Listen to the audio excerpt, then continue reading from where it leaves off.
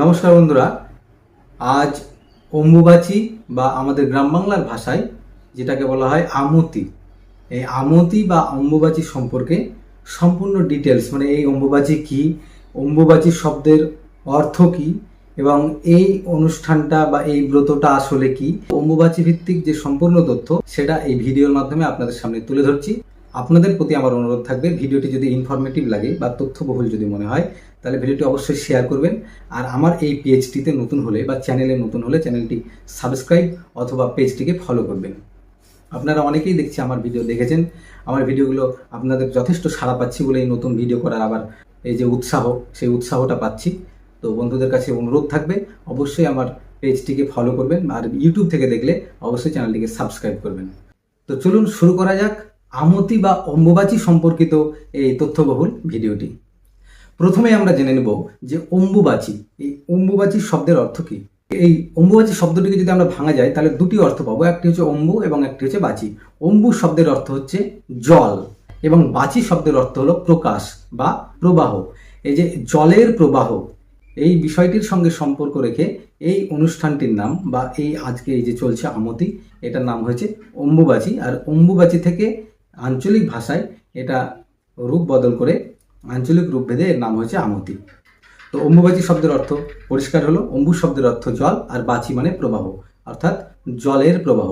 তো এটার নাম এরকম কেন হলো, অম্বুবাচী নাম হওয়ার কারণ কি? এর উত্তর হচ্ছে এই সময় আমাদের এই যে পৃথিবী, আষাঢ় মাস, এই আষাঢ় মাসে আমরা জানি বর্ষাকালের শুরু, সেই যে কালিদাসের আষাঢ়স্য প্রথম দিবসে আমরা জানি সকলেই, যারা একটু সাহিত্য নিয়ে চর্চা করি তারা। তো আষাঢ় মাস হচ্ছে বর্ষাকালের আরম্ভ। এই আষাঢ় মাসের দিনেই বিশেষ করে এই দিনটিকে ধরা হয়, বিশেষ করে যখন সূর্য মিথুন রাশিতে অবস্থান করেন। মিথুন রাশি বলতে 12টি মাসের সূর্যের 12টি রাশি আছে। এক হচ্ছে মেষ, বৃষ, মিথুন, কর্কট, সিংহ, কন্যা, তুলা, বৃশ্চিক, ধনু, মকর, কুম্ভ এবং মীন। সেই অনুযায়ী আষাঢ় মাসের যে রাশি সেটি হচ্ছে মিথুন রাশি। এই সময় সূর্য মিথুন রাশিতে অবস্থান করেন এবং বর্ষাকালের আগমন হওয়ার পর বর্ষাকালের এই যে শুভ আরম্ভ হয় এই আষাঢ় মাসে এবং পৃথিবী রজস্বালা হয়, অর্থাৎ পৃথিবীতে যে শস্য উৎপন্ন হবে তার প্রাথমিক প্রস্তুতি, শস্যকন্যা বসুন্ধরা হওয়ার জন্য পৃথিবীতে যে প্রয়োজন জলের, সেই জলের যোগান এই মাস থেকে শুরু হয়। অর্থাৎ পৃথিবী বা ধরিত্রী মাতা এই সময় ঋতুমতী হন। এই প্রসঙ্গে সম্পর্ক রেখে আমরা জানি, সনাতনী যারা তারা সবাই জানি যে কামাখ্যা মন্দিরে এই সময় 4 দিন মন্দির বন্ধ রাখা হয় এবং সেখানে যে জনিপীঠ আছে, সেই পুরাণোক্ত যে গল্প রয়েছে যে যখন দক্ষযজ্ঞে দেবীর সেই দেহ বহন করে মহাদেব যখন স্বর্গমর্ত পাতাল জুড়ে বেড়াচ্ছিলেন, তখন ভগবান বিষ্ণুর সেই সুদর্শন চক্র দেবীকে সেই তার দেহকে খণ্ড খণ্ড এবং বিভিন্ন স্থানে পড়ার পর দেবীর 51 পীঠের উদ্ভব হয়। ঠিক সেরকমই সেই মা কামাখ্যাতেও মায়ের যে জনিপীঠ সেটি সেখানে পতিত হয় এবং সেখান থেকে একটি বিরাট জনিপীঠ বা সেই কামাখ্যা সতীপীঠের বিশাল এক উদ্ভব হয়। তার ইতিহাস প্রায় সকলেই আমরা জানি। বিশেষ করে এই মুহূর্তে বা এই সময়কালের মধ্যে দেবীর 4 দিন সেই মন্দিরকেও কিন্তু বন্ধ রাখা হয়। সেখানে ধর্মীয় বিশ্বাস অনুযায়ী মনে করা হয় যে দেবী রজস্বালা হয়, তার জন্য সেই মন্দিরেও কিন্তু প্রবেশদ্বার বন্ধ করা থাকে এবং এরপরেই 4 দিন পর মন্দিরের দরজা খুলে দেওয়া হয় এবং প্রচুর মানুষের সেখানে প্রচুর দর্শনার্থী এবং ভক্তগণের কিন্তু সমাগম হয়, বিশেষ করে আজকের এই চতুর্থ দিনে। তো এই অম্বুবাচীতে বেশ কিছু কার্যক্রমের মধ্য দিয়ে এই দিনগুলিকে পালন করা হয়। বিশেষ করে বিভিন্ন শক্তি সাধক যারা রয়েছেন তারা এই দিনগুলোকে বিশেষভাবে সম্মানের সহিত দিনগুলোকে কিন্তু এই কয়েকটি দিন অতিবাহিত করেন। এই সময় পৃথিবীকে জননী রূপে যে আবাহন করা এবং সেই সময় তার প্রতি যে সম্মান জানানোর উদ্দেশ্যে কিন্তু এই দিনটিকে বিশেষভাবে পালন করা হয়।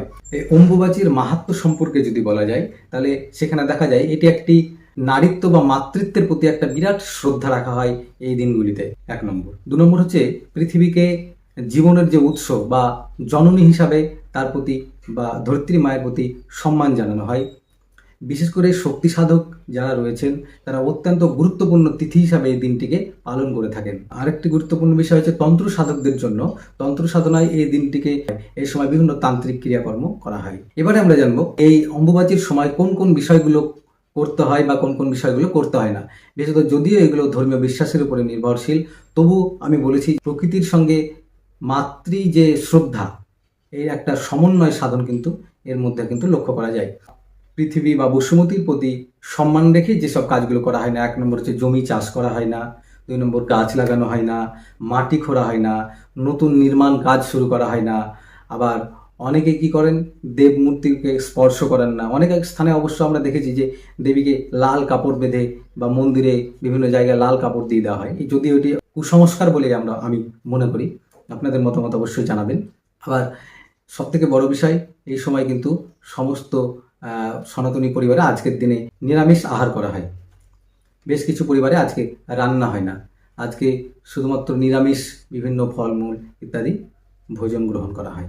তবে এই বিষয়গুলি আঞ্চলিক ভেদে বিভিন্ন জায়গায় বা পারিবারিক যে প্রথা, সেই অনুযায়ী কিন্তু বিভিন্ন সম্প্রদায়ের মধ্যে বিভিন্ন রকম নিয়ম বা নিয়মের যে পার্থক্য লক্ষ্য করা যায়। এতক্ষণ যেগুলো বলছিলাম, বিশেষ করে শাক্ত সাধনায় যারা সাধক তাদের ক্ষেত্রে বেশি প্রযোজ্য। এবারে বৈষ্ণব ক্ষেত্রে বেশ কিছু তারতম্য লক্ষ্য করা যায়।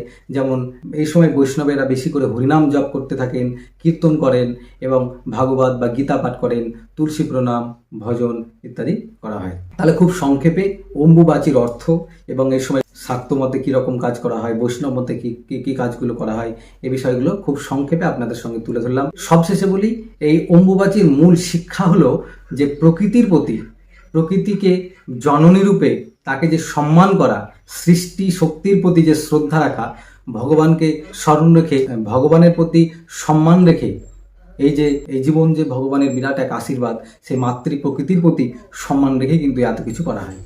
যদি ভালো লেগে থাকে অবশ্যই ভিডিওটিকে শেয়ার করবেন, পেজ কিংবা চ্যানেলে নতুন হলে সাবস্ক্রাইব অথবা ফলো করবেন। দেখা হচ্ছে নতুন কোনো ভিডিওতে, ততক্ষণ সবাই খুব ভালো থাকবেন। ধন্যবাদ, নমস্কার।